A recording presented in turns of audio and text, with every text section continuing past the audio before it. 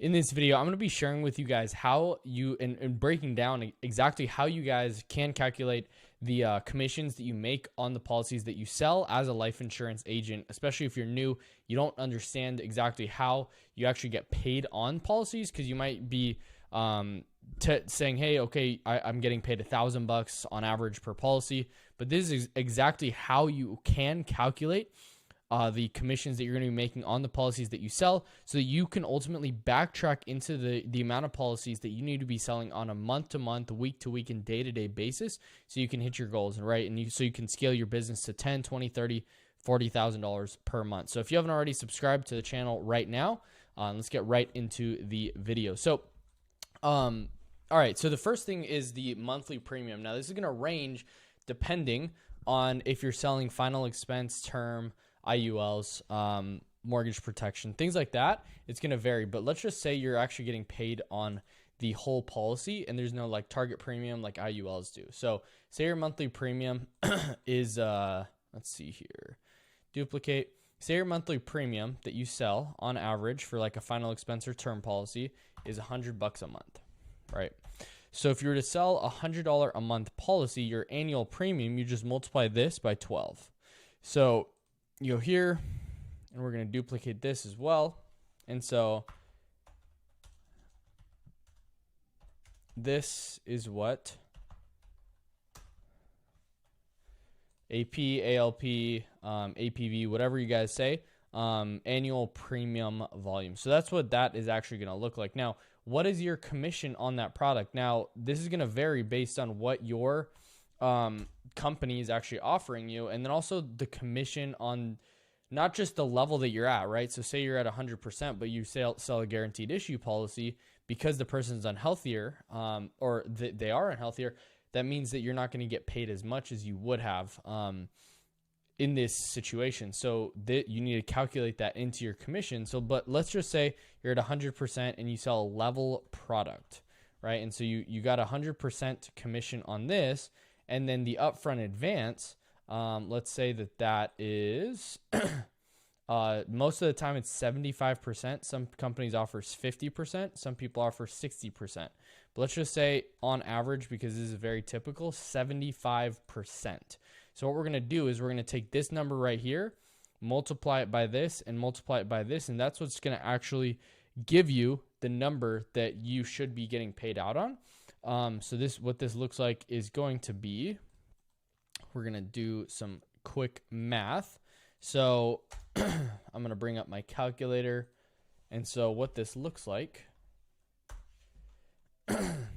is 1,200 times 1 for 100 times 0.75. And this is what your commission is going to be. So $900. So this is what your commission is going to be when the insurance company pays you. So either it'll get paid right when it's approved, right when it's issued, or right when it's paid. So what you're going to do is this is the initial deposit. So that's the initial deposit that you're going to see. So now based on this example, we're going to backtrack into exactly how many policies that you need to sell so that you can make $10,000 a month, right? That you're probably getting to the industry and you want to make the $10,000 a month mark, because that's when you're able to really have some freedom in your business, able to pay the bills, have a little bit extra, do more than what you're probably doing before, or at least get up to that level again. So I'm going to give you guys a roadmap on how you guys can start making $10,000 a month, how many policies you need to sell. One thing that you want to make sure of, especially when you're doing this, is making sure that when you do sell the policies, that you actually retain the business, because chargebacks are real. So a few things that is really going to help you, especially as a final expense agent, especially selling telesales, is going to be the making sure that you have true Social Security billing, and then you're also not writing direct express cards, or if you're writing direct express card, writing it with Prosperity. So the reason why I say this is because that could take you out of the business. I had to learn the hard way, because when I didn't write true Social Security billing, I didn't know that if I wrote the policy, And here's the difference, right? And so this is very, very, very, very, very important. I'm actually going to make another video about this specifically, but true Social Security billing is that if the client gets paid on the 3rd, but say the 3rd falls on a Saturday, the money can't be drafted until Monday because the banks aren't open. So what they're going to do is they're not going to take that money at that time. What true Social Security billing is going to do is when that client gets paid, which they're going to get paid on the 2nd, that's when the insurance company, they see that, they can read that, and so they're going to go in and take the money at that time.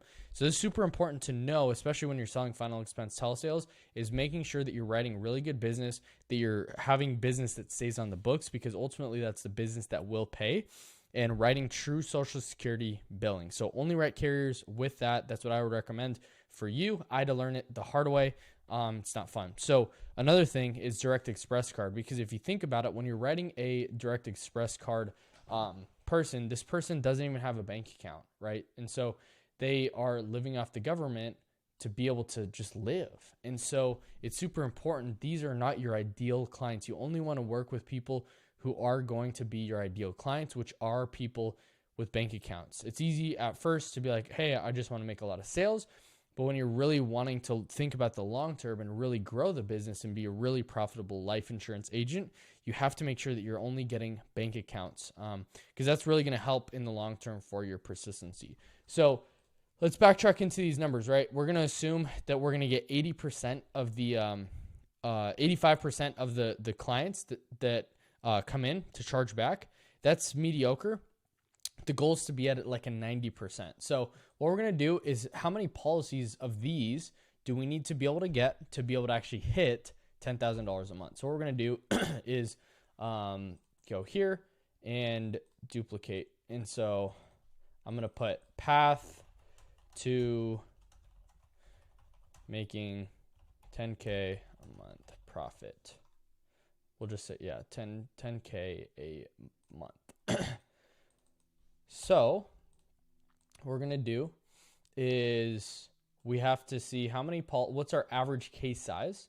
So we're going to do boom, boom, boom. All right.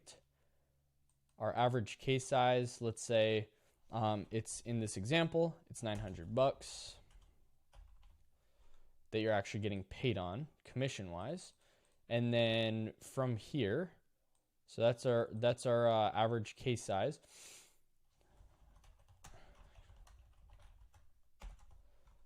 Is $900, or average case size is actually $1,200. And then we're going to duplicate this, and then we're going to do average commission.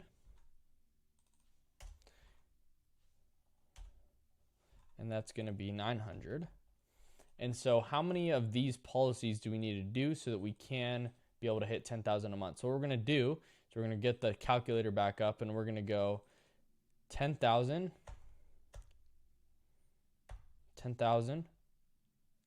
divided by 900 equals, we need 11.1 policies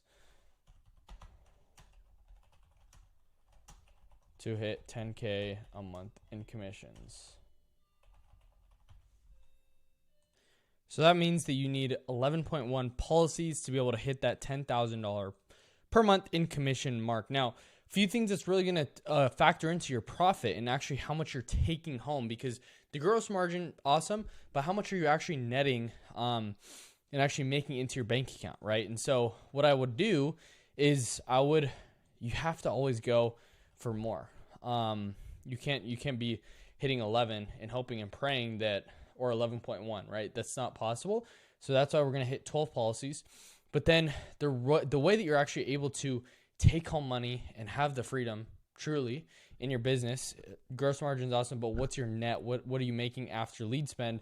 Because it costs money to be able to do this. So typical acquisition cost should be $150 when you're a telesales producer selling term or final expense. But in this area, I really recommend hitting $150, right? So if you spend $150 and to acquire each customer, which is on the higher end, but that's kind of standard. What we're seeing is $150. And I actually had an agent the other day His is $120 and he just came into the community, which is awesome.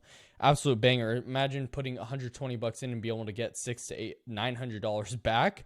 It's absolutely phenomenal. So $150 and you got to do 12 policies. Your lead spend is going to be $1,800, which is ridiculously good. So this is exactly how you can start making $10,000 a month, how you can calculate your commissions. And then if you want to backtrack this into $20,000, $30,000, $40,000 per month, you just use this simple formula to be able to calculate exactly how much you're going to be making. So I hope this video was helpful. If you haven't already, subscribe to the channel down below. Drop in the comments what you guys think, how you guys are going to be able to do this specifically, and how you guys are going to be able to scale your business. And if this was helpful, let me know. I'll see you guys in the next video. Peace.